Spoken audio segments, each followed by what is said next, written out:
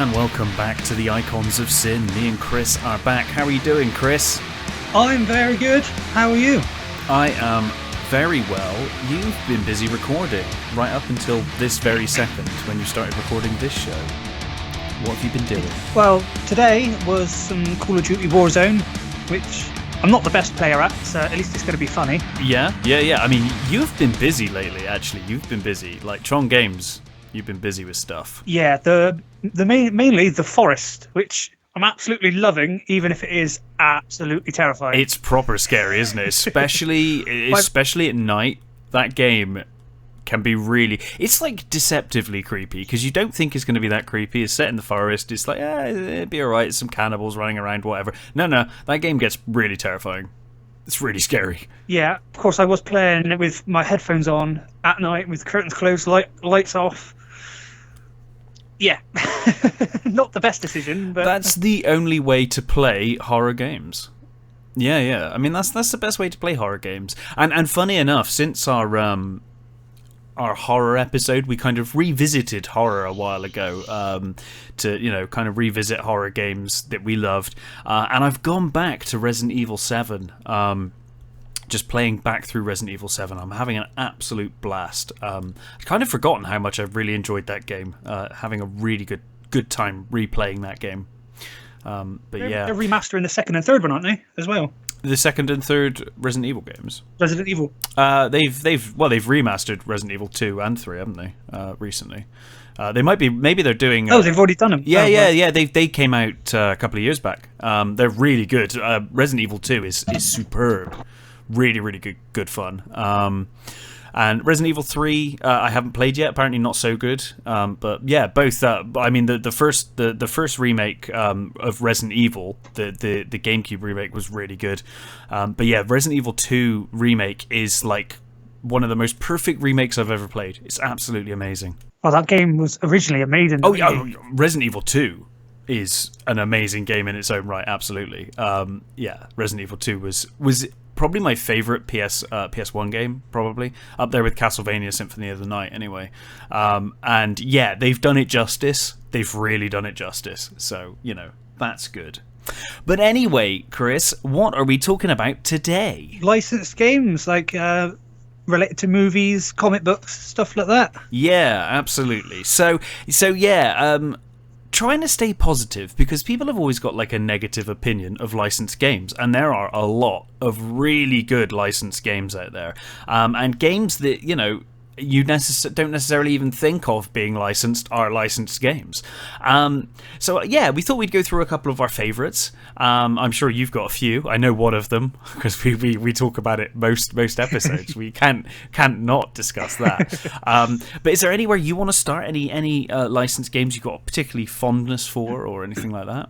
The Aliens game from PlayStation 1. Oh yeah.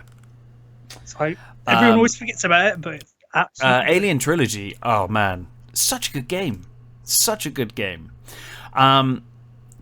You basically you play as Ripley, and you play through the original trilogy of films, but it's kind of different. Like, they've made it more action packed and changed the story quite a lot to make it more of a video game.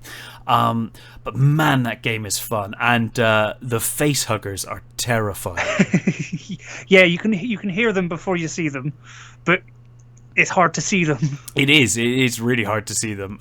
You hear them. That's a game I'd like them to remaster. That would be awesome. I'd love Alien Trilogy remastered. That would be scuttling across the floor. Great. Yeah, you can hear them all squirming around. That's fantastic stuff.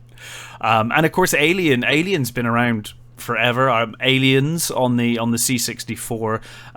One of my first horror games. In my memory of playing horror games, Aliens on the C64 was tremendous.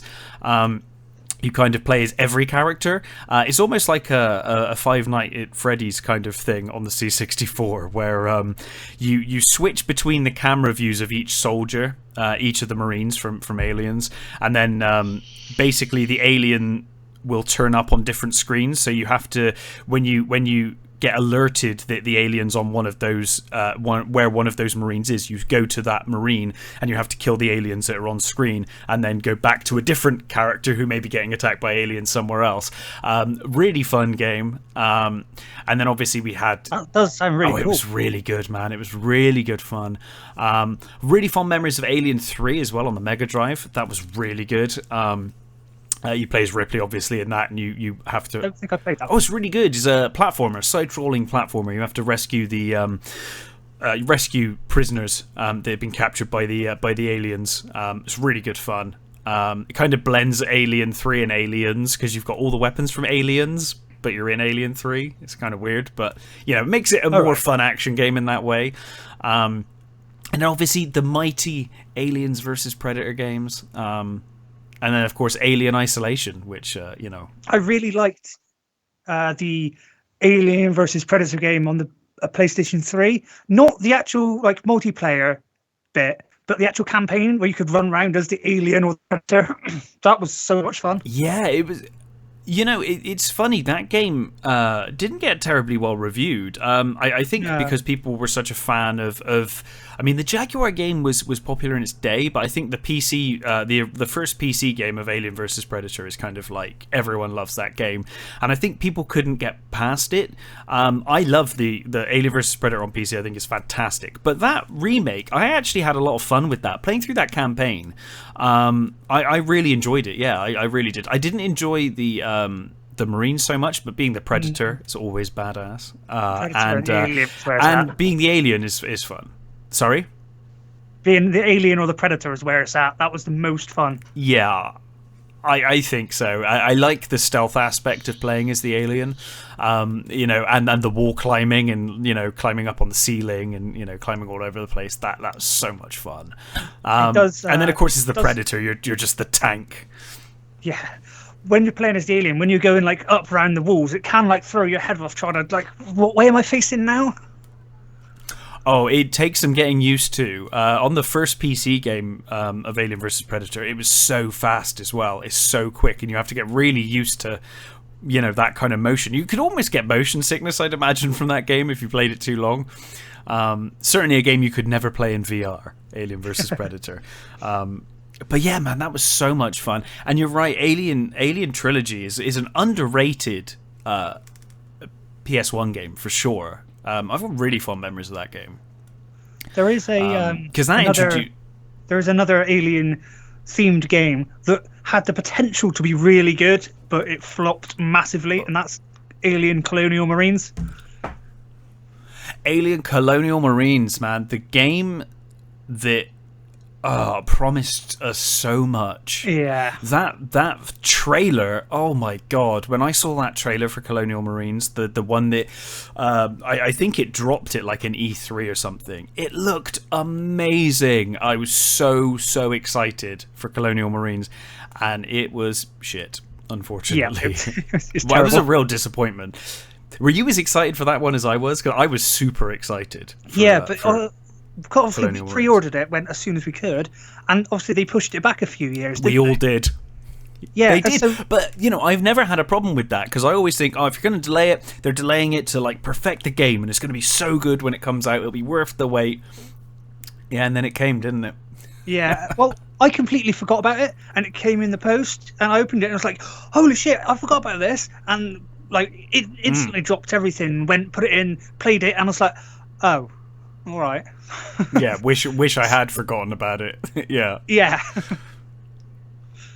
Yeah, that was a real shame. That was a real shame. But they did bounce back. Alien Isolation made up for all of that, in my opinion. Oh, yeah. I adore Alien Isolation. It's such a terrifying and just it's such a wonderful love letter to that alien universe. It's does it probably better than most games. The atmospheres in it is amazing as well. It's just so tense. It is, and you never get past that fear of going into the ducts, because you're pretty much safe in those ducts generally. But every time I went in them, I was always like, if this alien comes in here, I am screwed.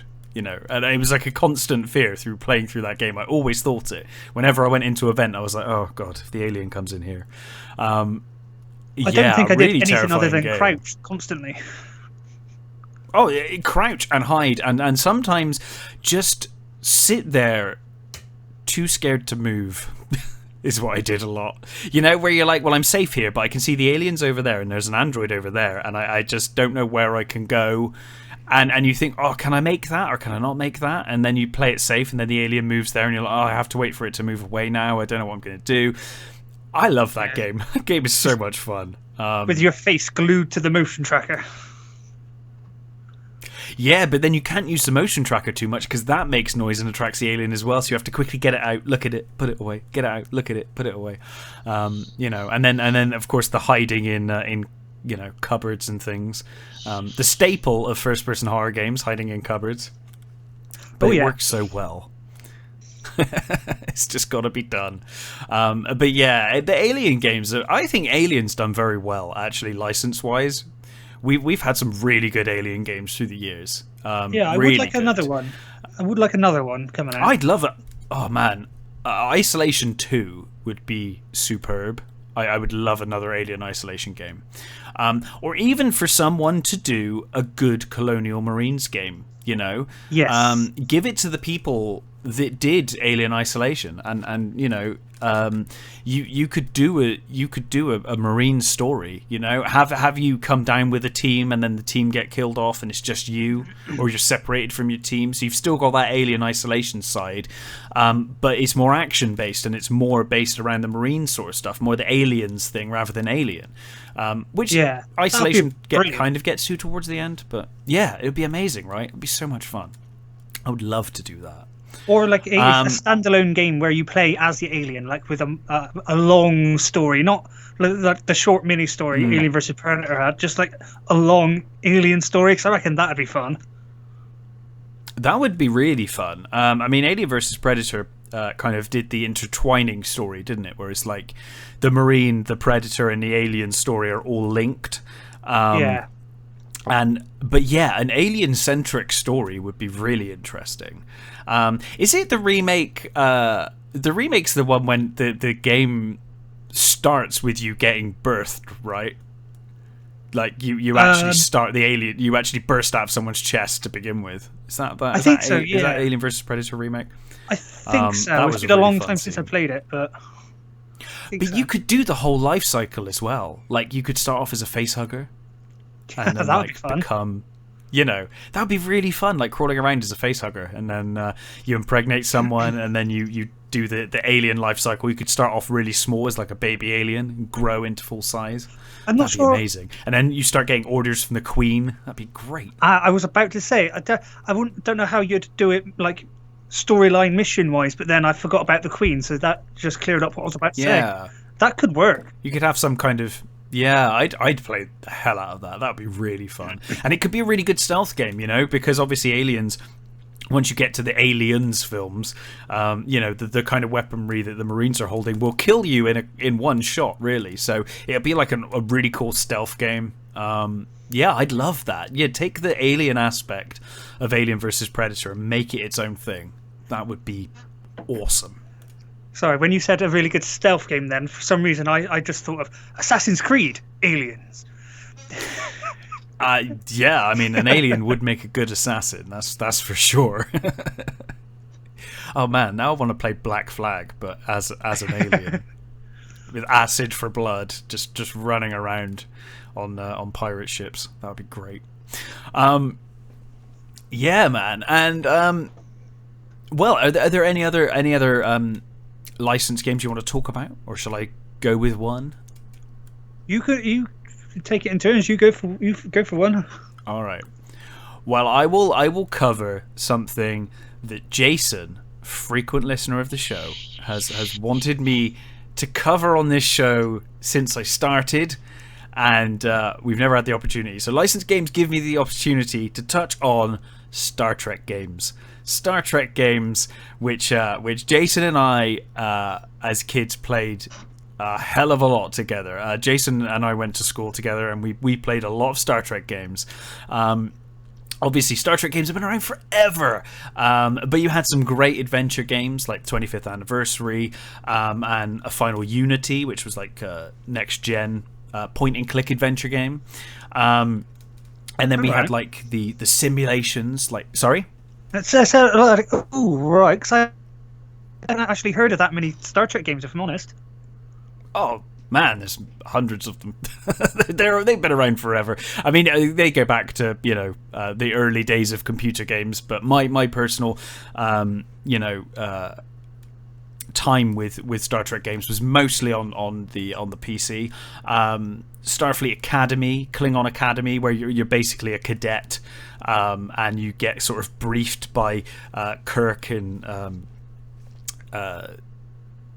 I think who else do you get briefed by? You get briefed by Kirk, Chekhov, a few of the original series characters. They're all like FMV sequences, and you basically go through your cadet year, and then you sort of enter a flight simulator to do each mission.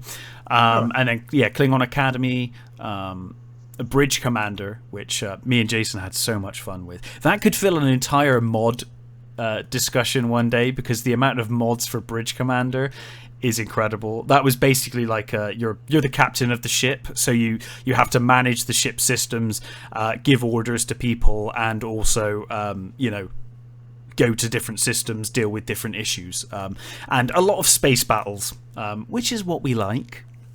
Good fun with that. Yeah, exactly. And then people modded the game so you could have it like any ship you wanted versus any ship you want, that kind of stuff.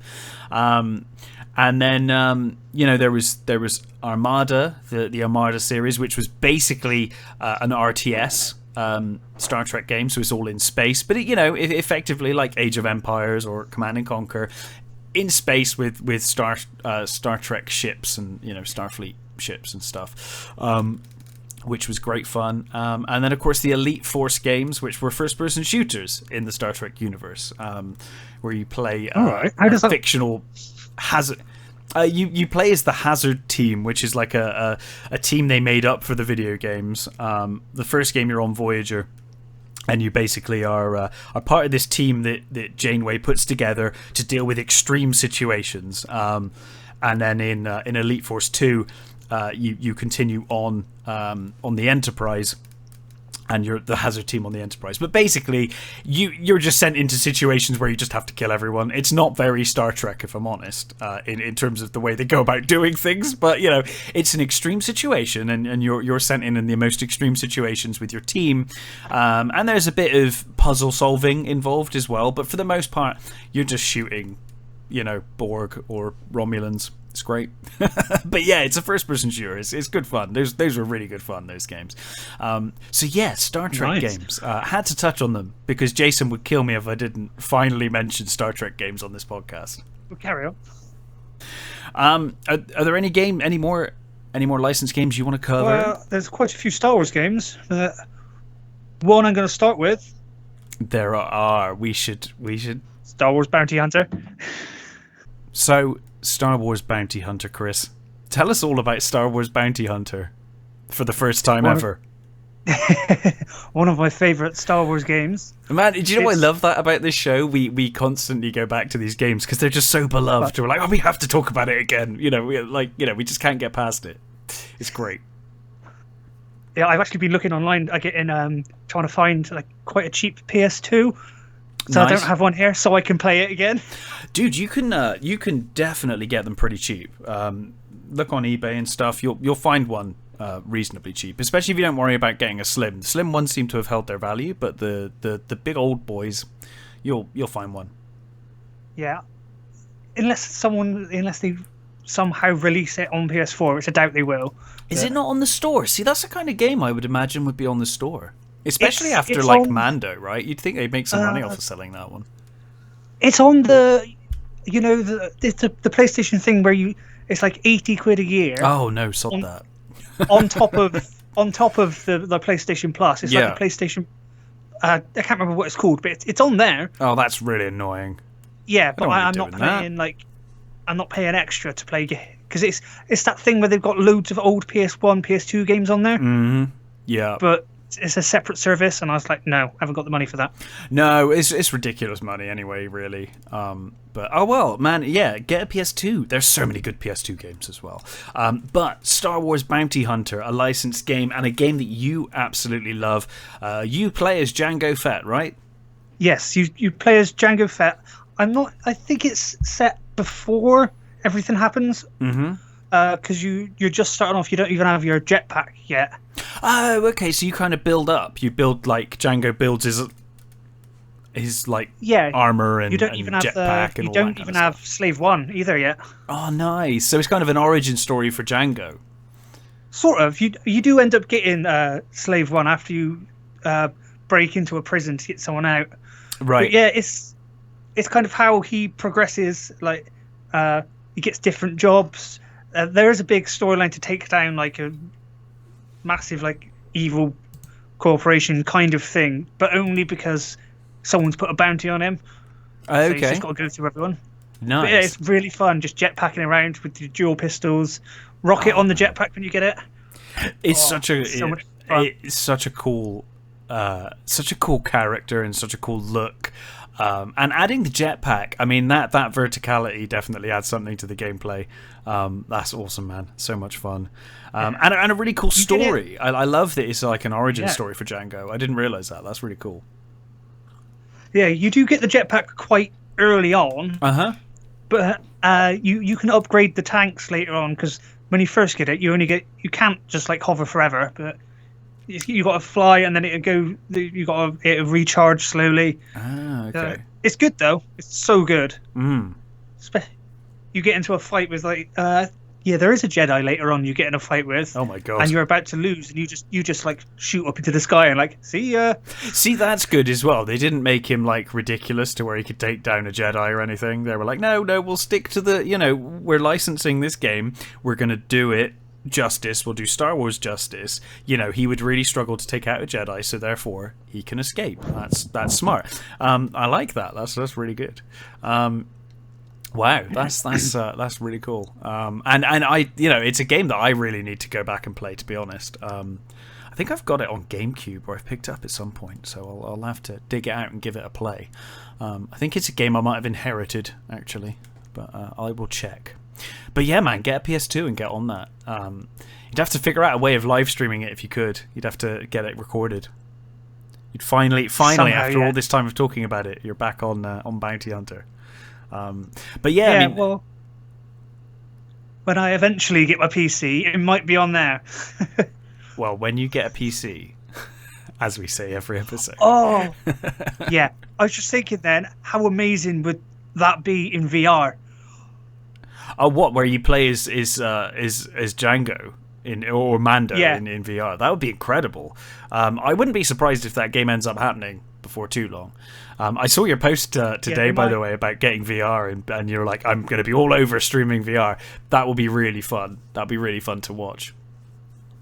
Yeah, I want to start streaming, doing VR. Like the PlayStation VR is not exactly the greatest, so I'm probably not going to bother getting it. I might eventually, but I want to do some VR horror games, because that's just going to be ridiculous. Be amazing, especially if you set up a camera to film yourself doing it as well. That'd be hilarious.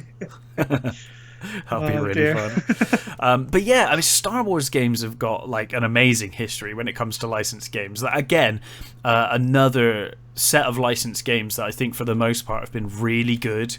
I mean, obviously the old Star Wars arcade games were great. I've got really fond memories of Empire Strikes Back on Atari. Just going at the AT-AT walkers constantly. Super Star Wars. The original Battlefront 1 and 2. First Battlefront. Oh my god. And the first and second Battlefront games are so good. They're so much better than the new versions, in my opinion. Definitely. The second one, when they added much more of the space battle stuff, I adore that. I loved that game so much. When you get a PC, we could do some of that as well, because that's really fun on PC. Playing that's Battlefront 2 on PC is great. So we'll definitely get some of that done. Obviously, you had the simulations like X-Wing and TIE Fighter, Rogue Squadron. First-person shooters, Dark Forces series. I have to mention that every podcast. So there's my mention of that Star Wars game. Yeah, Star Wars did really well with licensed games, man. Like really well, and it brings us. Go on. I was going to say the Star Wars Lego games are really fun as well. I was just going to say, and that brings us on to another licensed property, Lego. And Star Wars Lego. Now, Star Wars Lego, you have put in insane hours into Star Wars Lego, right? Yeah. Well, I've the first two. Yeah. I know they've released more now, but the first two on the PlayStation 2, I 100%ed everything twice. It's crazy. Because for a Lego game, I so imagine fun, that's a lot of work, right? Yes and no. It's not like as stressful, say, as it would be to try and 100% Dark Souls, because it's Lego. Oh, it's no, just but I mean, there's a lot to do, isn't there? Because there's a lot of collectibles and stuff. Yeah, there's a lot of collectibles, a lot of hidden things, because you need to obviously finish the game once. Yeah. Go back, play all the levels again on free play, so you can get the characters that can jump. You got the droids.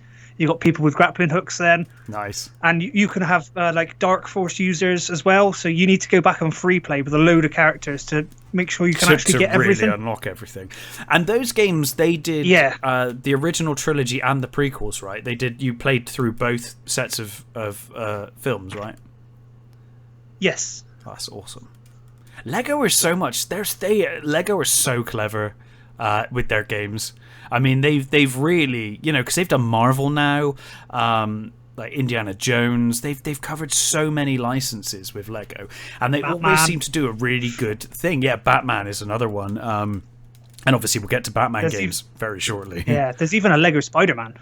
There is, isn't there? Yeah, I've not played it. I played some of the Avengers one, which seemed really fun. I played around with that for a little while, but yeah, man, Lego just are fantastic with their licenses. I mean, they're fantastic with their toy license, so it kind of makes sense that they do the same with video games. But whoever they've got developing their video games really does, they do the license justice, but they also do Lego justice, Yeah.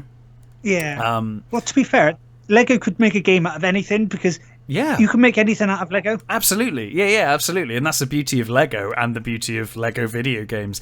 I always love that they didn't just make Star Wars in Lego. They made the Star Wars story in Lego, but then also added Lego like puzzles and things like that into the game. It's just really charming. They're really charming, fun games. I really enjoy them. I can see why you spent the time to 100% them, because they're just really charming and fun and not particularly stressful, unless you're going to correct me and tell me they get really stressful later on.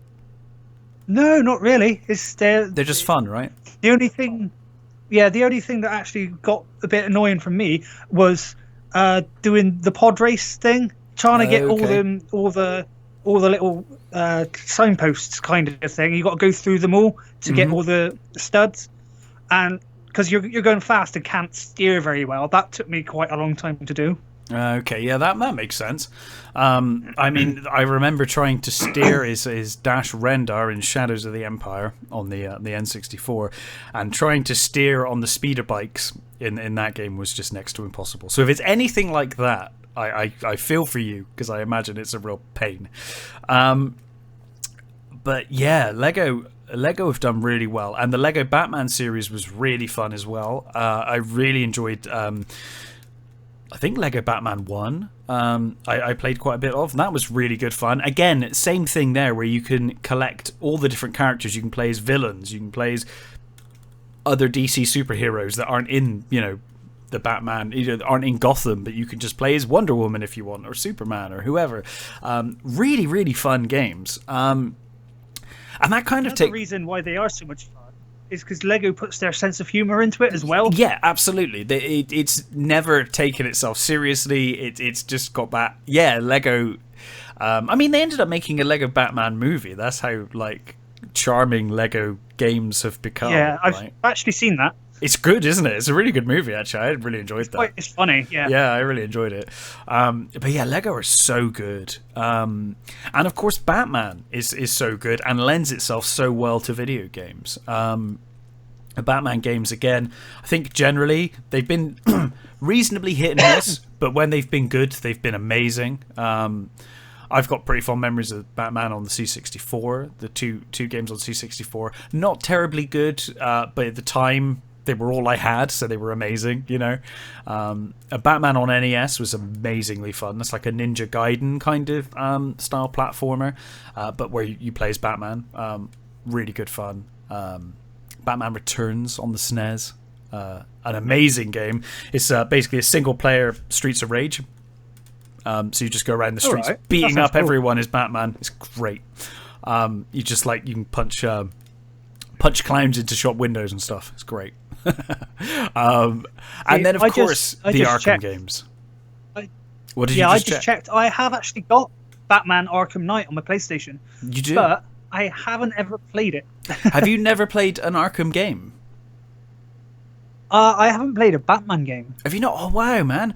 Oh wow! You will love the Arkham games. I see. The only reason I brought up Batman is because I assumed you would have played them. You will absolutely love the Batman Arkham games. Start with the first one and then play through, man. You'll love those. If you can get those on like a remaster for PS4, you should stream those, man. You would love the Batman games. They're really good. Arkham Asylum Knight is great. It's never. Arkham Knight's been. I think it was free on the PlayStation once. So I got it, and it's never actually been downloaded. It's just sitting in my library. That's the problem, though, because I get that with Epic, the Epic Game Store on PC. They give away free games all the time, so you always log in and download them, or add them to your library so that you've got them. But half the time you're just like, yeah, I'm never going to play this game, but I've got it now because it was free, so I just I'll go in and get it. But yeah, never actually play it. See, I'll only ever download a game if I think I'm going to like it and think I will play it. Yeah, and then half the time I forget about it because then I go out and actually buy a game that I really want to play. Yeah, absolutely. But yeah, man, the Arkham games, I think you'd really enjoy. I think you'd really like those. Are there any other licenses that you want to talk about today? There. Oh, what was it? I had it. I was keeping it in my head. I knew I was going to say it. Well, I guess bugger. While you're thinking, we could talk about the Witcher games, couldn't we? Which are, of course, licensed from books. Started off as a book series, and were then licensed and are now probably more well known for being games than books. And I guess now a TV series. But I didn't know they were books. Yeah, they start off as books. They're books, and the person who created it licensed it to CD Projekt Red, who then made the Witcher games, and they're amazing. Another instance of an amazing license done really well, I think. Witcher 1 was incredible when it came out. Witcher 2 was even better, but Witcher 3 just knocks it out of the park. Witcher 3 is just amazing. That's the one I've played, Witcher 3. And how did you find it? Because you're entering that world like on the third game, which most people did, I think. Not the number of people that have played Witcher 3 that haven't played the first two is staggering. But that game does such a good job of introducing you anyway. If you've never played a Witcher game before, you can play Witcher 3 and you'll understand what's going on. You'll understand the characters, their motivations, everything. It all works really, really well. It was different for me. Obviously, I played Dark Souls before I played Witcher, so I went in trying to play it like Dark Souls and kept dying. Okay. Getting the different spells, the different swords, having to make potions for different things, that just messed my head up. Because I was in slash it until it dies mode. Yeah, you cannot do that with Witcher. You really do. You need to use the right weapon, the right tool for the job, because you've got the iron sword, the steel sword, and all of that kind of stuff, which does different damage to different enemies. You've got the magic, which you have to use, because for ages, like you, I ignored that. I was like, I'm just going to sword these creatures to death. That doesn't always work. You really do need to use everything at your disposal as a Witcher. And that includes the magic and stuff. So yeah, that's interesting. So you tried to Dark Souls it and just didn't get very far. Yeah. Did you find that frustrating, or did you just go back and learn, how to do that? I was being stubborn, so I was. You were like, I'm found gonna it a bit do it. frustrating. Yeah. Yeah. You need to. I was thinking, if I've completed all 3 Dark Souls games, I can do this, but no. Well, I mean, you did in the end, right? You got somewhere with it in the end. Yeah, I haven't finished it. I think No, I'm only like 20 hours in or something like that. Do you know, I still haven't finished it. I just have so much fun just riding around, and just doing, getting absorbed in the world, because I think that world is so well crafted, that I just enjoy. Like, I spent ages in that first little town that you visit in Witcher 3. I just ended up, I from the moment I was there, I was just captivated. I was like, I just want to spend forever here, before I move on. So it's taken me a long time to get through Witcher 3, but I'm definitely getting my money's worth. I'm getting a lot of hours in. I believe John might have actually finished it. I know he's doing it for the channel now. He is, well, he's every now and playing then. through it now, isn't he? But I think he may have actually finished it before, because he loves the Witcher games. He's very good at them. Oh, dude, I have an idea, by the way. We'll come to it at the end of this show. We'll mention it. We'll see what you think for our anniversary show. I have an idea. It's going to be fun. But yeah, the Witcher series was just amazing. Of course, the Mech Warrior series, licensed from BattleTech. Mech Warrior 2 holds a particular place in my heart from my childhood on PC. I played so much Mech Warrior 2, Mech Warrior Mercenaries as well. They're like mech sims, so you're in a mech, but it's very much not like the Japanese style of mech where it's kind of very mobile. You're like a tank. You're in like a walking tank. It's very slow, and you have to watch your heat levels. You have to manage your ammo, deal with damage to your mech, that kind of stuff. So it's like it's like a tank simulator on legs, basically. But absolutely love the Nice. Mech Warrior series. Tron 2.0. Don't know if you ever played Tron 2.0, but they made a first-person Tron game called Tron 2.0. This was before Tron Legacy, the movie, came out. They made a sequel to Tron, and it was a video game. It was a first-person video game, and it's got quite a different story. It kind of has some of the stuff that they used in the Legacy movie, but it's got its own storyline, and it's really good fun. Tron 2, if you can ever get hold of that. I think it's called Tron 2.0 officially. But have you played a top-down Tron game? Is that the Light Cycle game? Yeah. Oh, nice. The Light Cycles is great. It's just a top-down. There's no story to it. It's just 1v1, try and get each other. Yeah. It was it's great. We used to play it in school. It was like a flash game. Yeah, I mean, that goes way back. That game came out on, I think it was on Atari, actually. And it was an arcade game as well. That Light Cycle, where you're just two lines basically going around trying to outwit each other and kill each other. So much fun. Yeah, Tron's another, license that's been done really, really well. Have you remembered your license game yet? Is it still somewhere in the back of your mind? I was going to say Lara Croft, but then the game came out before the movies, didn't it? It did, although Raider. we should do an episode, like you said before, on movies, video games that have become movies. The other way around. Yeah. We definitely need to good cover idea. that, man. That would be really, really fun. The Simpsons. Simpsons have done pretty well over the years. South Park as well, done pretty well. Did you ever play Simpsons Stick Hit of and Truth? Run was a lot of fun. Oh, dude, let's talk about Simpsons Hit and Run. Let's do. I love that game so much. That is such a good. That is how you license a game, man. The Simpsons had hit and miss games. I enjoyed them on the NES and the SNES and stuff like that. They were very hit and miss though. But oh man, Hit and Run. It's basically Grand Theft Auto in the Simpsons universe. Yeah. I love It's that game. ridiculous, but it's so much fun. So much fun. And do you know what I enjoyed the most about that game was just the ability to go and run around the Simpsons world. Go and visit all of the town of Springfield. Oh man, Simpsons Hit and Run was so much fun. I spent so long getting all the little collectibles as well. I didn't go around getting the collectibles. I might have. I can't remember. I just remember that as soon as I unlocked the rocket car, I was just finding every ramp I could and blasting off it. So much fun. That was a really good game. That came out on GameCube and I think PS2, and a few other places. Yeah, Simpsons Hit and Run. Probably by far the best Simpsons game in my opinion, apart from maybe the arcade game. The arcade game's great, but don't ever play. Was it Simpsons Wrestling? That is terrible. Oh god. But yeah, Simpsons Hit and Run, dude. That's a hell of a game. Hell of a game.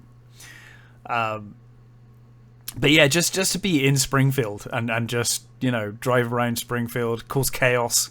Really, really good fun. And really well written and funny as well.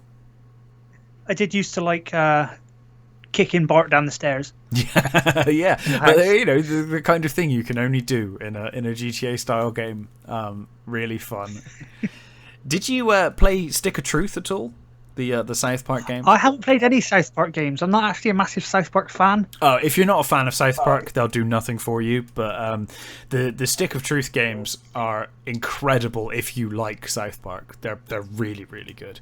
But that's fair. If you're not into South Park, that kind of makes sense. Blade Runner. There was a Blade Runner PC game. It's a point and click adventure game, and that's a genius game. It's probably one of my favorite adventure games. If you like Blade Runner the movie, you will love Blade Runner the game. It's you basically play. You don't play as Deckard. You play as a different Blade Runner, but the game changes every time you play it. So, all right, your job as a Blade Runner. I don't know if you know Blade Runner the movie, but no. Okay, so in Blade Runner, there are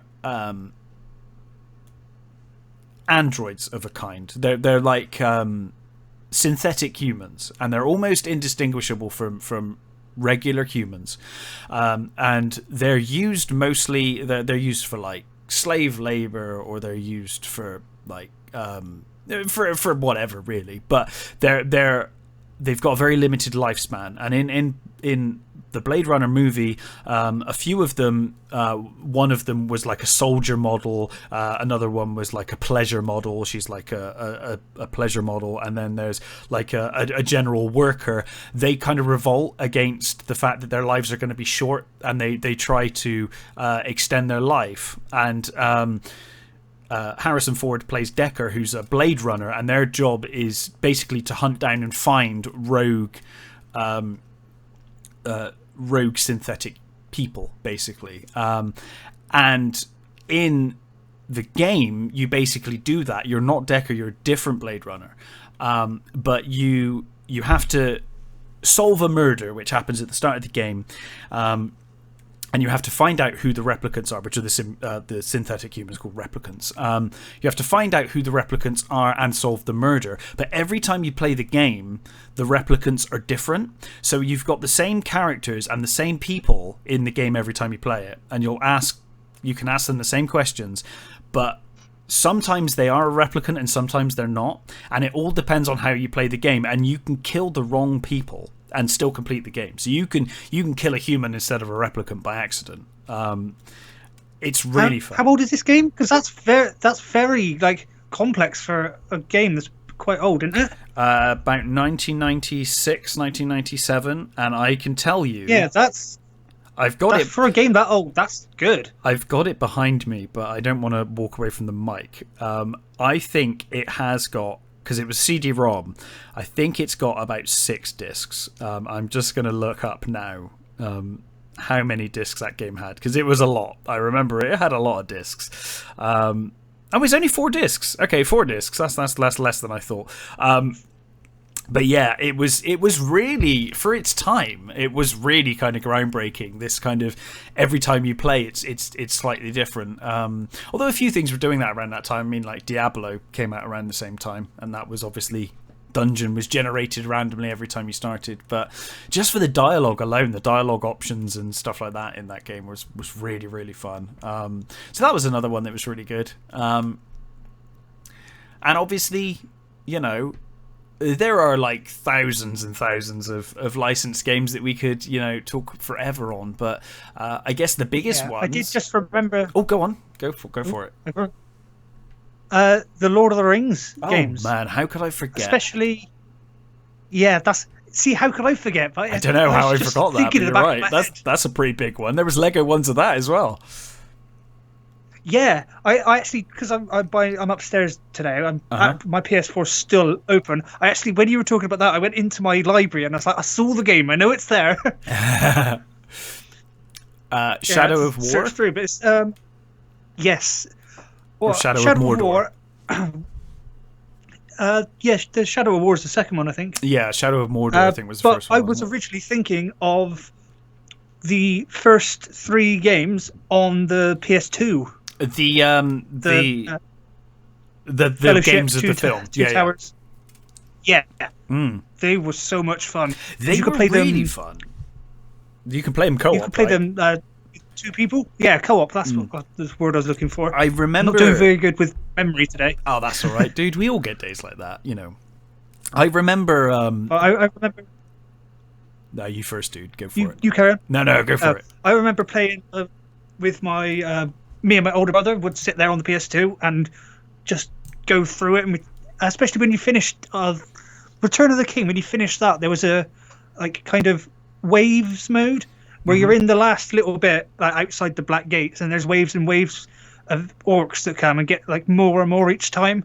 Right. And me and him would be there with fully upgraded, max level characters, just seeing how far we could get. That was a lot of fun. That sounds like a lot of fun. I remember playing those games. I think I played Return of the King, and I was like, it's all right. It's not that fun. But then I had a friend over, and playing it in co-op is so much fun. So much fun. You don't get the full.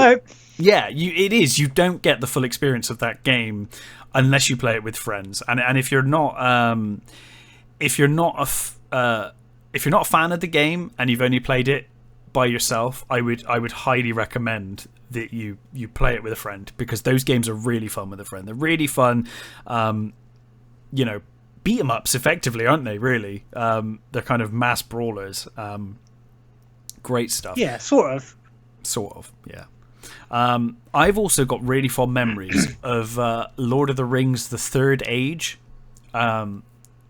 which is that's the Age of Empires kind of one, isn't it? No, it's an RPG. Oh, that's Battle of Middle Earth, I'm thinking of. Battle of Middle Earth. Yeah, I never played that. Is it good? Did you ever play it? Yeah, it's pretty much Lord of the Rings: Age of Empires. It's that's cool. Fine. I'm down with that. I'm definitely down with that. But yeah, and Third there is Age campaigns in it as well. Oh, nice. Oh, that's cool. I might actually have to give that put that on my list and check it out. But yeah, the Third Age was great fun.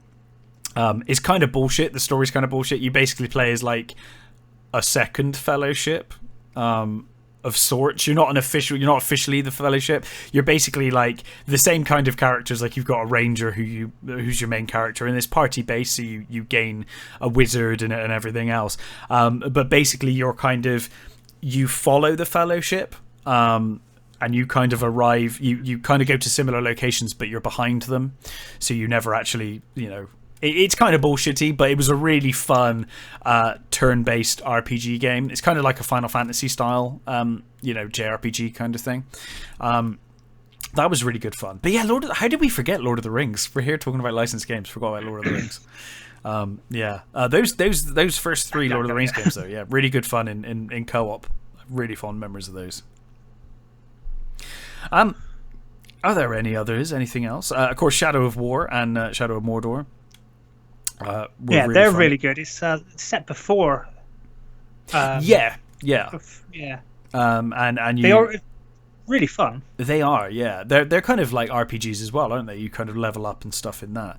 Then you get killed. Yeah. I think you get killed, right? And your wife gets killed, and then you're out for revenge, and then you meet an elven ghost, I think, don't you? And you kind of become an elven wraith kind of it's thing. An elven wraith, that's right. And he kind of merges with you, so you're kind of like you've got like supernatural powers, like you've got like spirit arrows, haven't you? You can shoot like spirit arrows and stuff, and turn invisible and things. It's really good fun. I'm doing that game no justice by saying it, but honestly, those games are really, really good. Are there any others that you'd like to cover? I can't actually think of any off the top of my head. Okay, man. I mean, we got the Stalker series, which another book series turned into games. Those were really good. Don't know if you played any of those. And of course, probably the biggest license out there would be D&D. You know, we've got some incredible D&D licensed games, and of course Warhammer as well. You know, Warhammer, we had like Space Crusade. We've got a lot of 40k games out there now. That's actually, I didn't think of that, because at the moment I am playing 40k The Lost Crusade mobile game. Nice. How is it? I do you know what? I nearly downloaded that the other day. I was looking for a good mobile game and I saw it there and I was like, oh, I wonder what that's like. It's okay at the moment, because I'm just starting out. I'm building up like loads of mechs and soldiers and that, and I've got 2 heroes. I can't seem to deploy my mechs at the moment. I don't think the battles are big enough or something like that, because I'm just starting out. Okay. It's quite fun. You got to build resources, build up your base, build up your like space station warship kind of thing, scan the area, take out the chaos hordes, and upgrade, build more troops. It's quite fun. It sounds fun. Yeah, I like the sound of that. That sounds pretty good to me. I might check that one out. I was scrolling through mobile games the other day, and I did see it, and I was like, ooh, 40k. That could be fun. Yeah, I've got really fond memories of Space Crusade on the C64. Not aged very well, but it was good at the time. And I'm looking forward to the 40k game coming out next year. What's that? Or actually this year, probably. There's a new 40k game coming out. Oh, the FPS one. Yes. Yeah, that looks amazing. I was really tempted to pick up the one they did a couple of years back as well, but I never did. Which is basically Space Crusade in first person, with the Gene Stealers and stuff. That looks really fun. I never got around to playing that one. But yeah, that new game, dude, that looks incredible. I saw the trailer for that, because I think that was like on the PS5 or PlayStation reveal, wasn't it? Didn't they? They launched it then, and God, it looks so good. That universe. I hope they are going to bring it out on PS4 as well. Yeah, hopefully they will. It's still early in the PS5. You'd think there'd be a few more games to come out on PS4 yet, you know? Yeah, the 40k universe really lends itself to video games really well. And all different kinds of video games, because you've got like beat 'em up games. I forget the name of that one. You got strategy games. You got the Dawn of War games. Is it Dawn of War? Yeah. Those were amazing. The first couple of those games were really, really good. RTS games. You've got the Total War games. They did Warhammer Total War. The Total War games became Warhammer Total War. Those were really fun. It's just a really good universe, you know? Especially 40k. I think 40k lends itself so well to video games. I'm surprised there's not more, you know? It feels like the kind of thing you just have like a million games for. Yeah, well, I think it's coming back a bit. It feels like it. Due to lockdown, obviously, there's been a lot more people buying Warhammer, me being one of them. You got back new into pieces it, right? again. Yeah, because you kind of fell out of it, right? Until like lockdown, then you got back into 40k. Yeah. How is your painting going? going? I'm having fun. I now have 38 figures. Nice. So are you building an army ready for when lockdown ends? Is that what you're doing? Like getting ready? Pretty much, and keeping me busy, because I had a set of two sets of normal Chaos Space Marines and some Havocs. Right. I painted the Havocs. I painted some of the Space Marines. And then I got some Chaos Cultists just to break up, so I'm not painting the same thing over and over again. Mm-hmm. And then I went and bought a Chaos Lord, a Chaos Sorcerer, and a Hellbrute, which is a big mech thing. Nice. So I got variations of things to paint. I'm not just painting the same figure over and over again. Yeah. Oh, that's cool, man. Yeah, Warhammer, man. It's a really, really interesting universe. It's not something I've ever got into very deeply. I used to paint them as a kid. And I never really played it. I just painted them, and then I played some of the video games. I got into the video games and stuff. But it's like, it's one of those universes that's just daunting when you look at it. You're like, oh my god, there's so much lore. Like, how am I ever gonna, like, how am I ever gonna understand everything that happens here?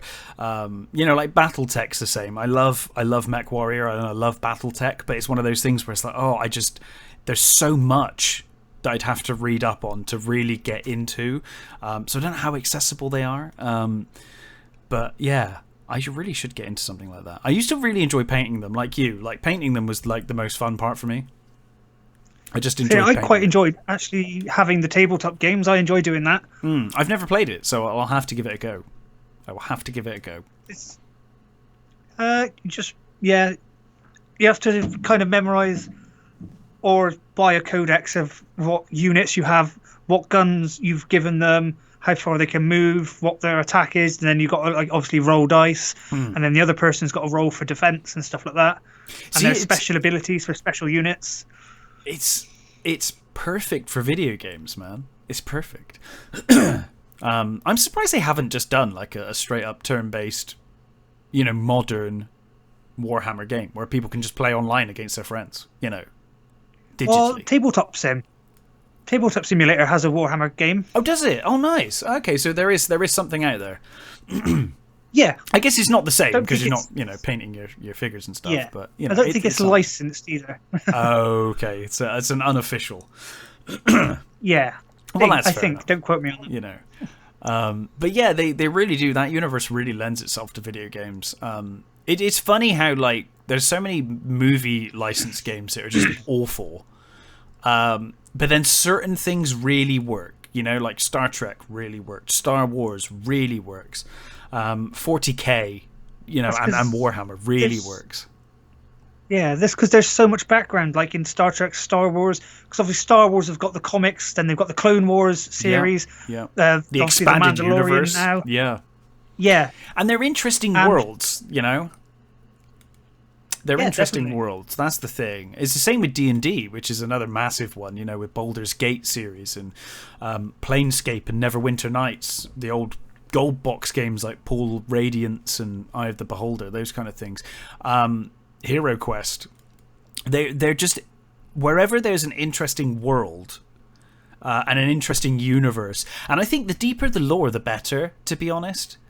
And that's the thing that Warhammer does really well. It's got that really deep lore that if you wanted to make a game developer can go in and go, right, I just want to make a game about these guys over here, during this battle or this war, and you've got all of that lore already written. You just need to make the game around it. You don't have to worry about creating things, really. Like, you've got the factions, you've got the history, and it's such a vast history, they can just pick whatever period they want and go for it, It's great stuff. And because there's so many different races and there's so many different factions in between the different races. And then you've got like the robot races. There's so much. It's amazing. And, and so many cool characters as well. From what I understand of 40K, everyone is an abhorrent asshole. Like, they're all awful, right, in 40K. Like, no one's really good guys. Even the good guys are kind of horrendous. From what I understand, I don't know. Depends what way you look at it. I suppose from their point of view, they're the heroes, of course. But yeah. But obviously the faction I chose, the Chaos Space Marines, Word Bearers. We've obviously split off from the normal Space Marines and worshipped the gods of Chaos instead. So yeah, there's no doubt in my mind. I haven't chosen the good guys. No, but they look cool. And yeah. The Chaos Marines always look the coolest. They always did. You can get mechs infused with demons and stuff. It's so cool. That's like, that's like, that excites the kind of Doom player in me. It's like, yes, tech and demons merged into one. That's just awesome. I love all that. There is a unit that I'm looking at buying called a Forge Fiend, which kind of looks like Godzilla with robot armor with massive guns for hands. So like Mecha Godzilla. I want to get that. That sounds good to me. Yeah, You know, Demon Mech Godzilla. I'm a big fan of Godzilla, so that works for me. Yeah. Get one of them and paint it up nice. That sounds good. Oh man, this has been fun. I like talking about licensed games. Are there any more that you can think of before we wrap this one up? I don't think so. I think we've covered quite a few. Pretty sure there's going to be loads we've missed. Man, there are loads we've missed. I mean, Godzilla has been licensed somewhat successfully, somewhat unsuccessfully over the years. There were some really fun Godzilla games. Godzilla on the SNES is probably my favorite. It was a Japanese exclusive, and I'm not going to try and pronounce the name because I will butcher it, but it's really good. And there were some great ones on PS2. But yeah, there's so many licenses and so many licensed games. We just wanted to pick a few of our favorites and just kind of chat about them and have some fun. Do you have any idea what we should cover in the next episode, Chris? I have no idea. That's okay. We'll come back to it. Have a think, and we'll come back to it. So, do you want to hear my idea for our anniversary, which will be coming up in May? I checked. May is when the Icons of Sin started. May 2020. So I'm thinking May 2021. We should do a live stream. How do you feel about a live stream? A live podcast? Either a live podcast. I was thinking, first of all, I thought, yeah, we could do a live podcast and we could try and get John, we can try and get Daz, try and get other people to join us. Just, like even people that haven't been on the show before, people that love video games, just people we know, see if they want to join us. And we'll have a big old chat and a big old kind of celebration of doing this podcast and celebration of video games. Just have a chat. Or we could do some video games. We could play a game. We could do a live chat whilst playing through some Minecraft or something else. I just thought we could go live for a couple, for an hour, a couple of hours, and I could stream it through YouTube. You could do your end through Twitch with Chong Games. We could make a thing of it. Have some fun. Could do, but audio then, because if I'm streaming it through Twitch, I'll have to stream through via my PlayStation, won't I? So I'm doing audio on here. Maybe we should just do a live stream then, a live podcast, and have a chat and see if any viewers want to ask questions while we're chatting. We'll just have a chat about video games and do it live. Yeah, well, something to think about. Anyway, how would we actually stream this live? Well, the software we could use Skype. Basically, the software I use to capture the audio for this is the same software I use to record video games. So I can basically just record my desktop. So whatever we use to talk, I can just record it. And I can also get live comments and stuff, and I can stream it straight to YouTube or wherever. So if we decide to do it, we don't have to, obviously. If you'd rather just do a traditional episode, we can do a traditional episode and get Daz and John on board if they fancy it. But if you fancy doing it live, we can do it. I can deal with the technical stuff and make it work. Yeah, no, I'd love to do it live, because then we could get like live questions and people could give us games to talk about. I was just wondering if there'd be any way for me to stream it onto my YouTube as well, because then we could get double the people and more questions and stuff. But I don't think that would be. I don't know how. Yeah, but I don't know how we'd go about doing it. But we could do. I mean, obviously we've got Icons in May, but you could do a Chong Games one, and I'll come Skype in or something on that. We could do a live Chong Games at some point. I'm up for. Yeah, I'm definitely up for a live Icons though. Well, because we've got until May. Having real-time questions from people. It'd be fun. Yeah, right? No, I think it'd be fun.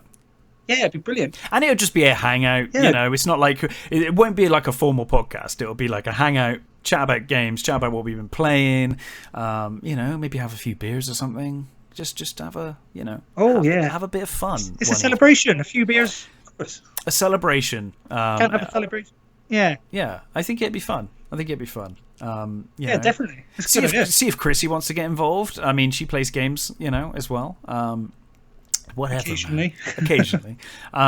Yeah, it'd be fun. But we got until May. But I thought about it the other day, and I thought, man, that'd be really fun. Like me and you on a live stream, just chatting away. Live questions. If people have got questions, people want to join us. If we can work out a way of bringing people in, we can do that. I mean, I could set up Discord if need be. We can work something out.